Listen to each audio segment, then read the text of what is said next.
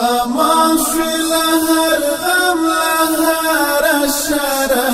بخير راغلي خپل وطن ته مهاجره بخير راغلي خپل وطن ته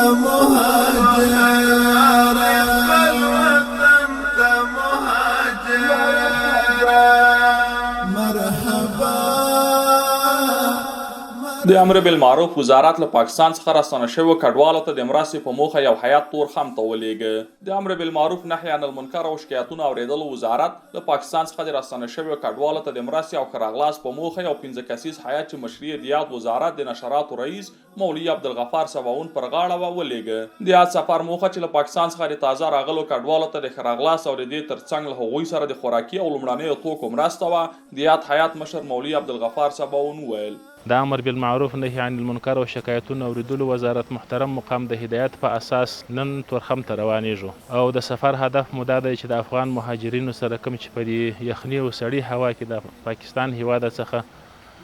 ایستل کېږي د هغوی سره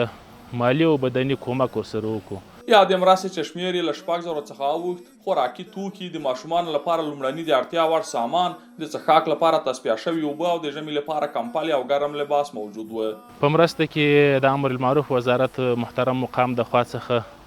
څه د پاسه 6,000 عدد البسو او خوراکي توکي شامل دي چې دا به انشاءالله موږ په مستحق کسانو باندې تورخم کې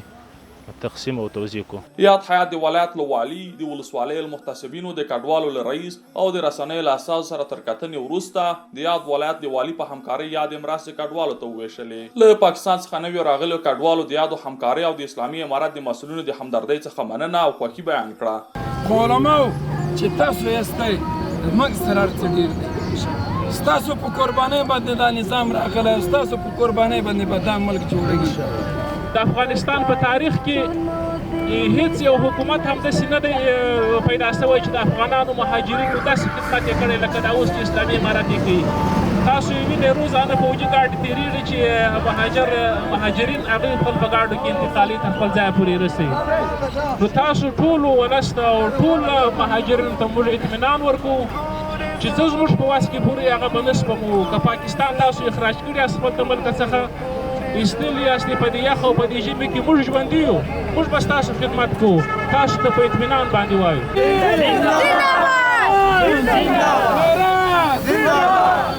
یادولو ده چې د ننګرهار ولایت د امر بالمعروف نهي عن المنکر اداري کارکوونکو او محتسبینو له خپل میاشتني معاش څخه د یو اندازه پیسو په بدل کې له نویو راغلو کډوالو سره خوراکي توکي او نور د اړتیا وړ توکو مرسته وکړه. جنگ چاپه بمبار نشته برادر امان شي لهر غم لهر الشره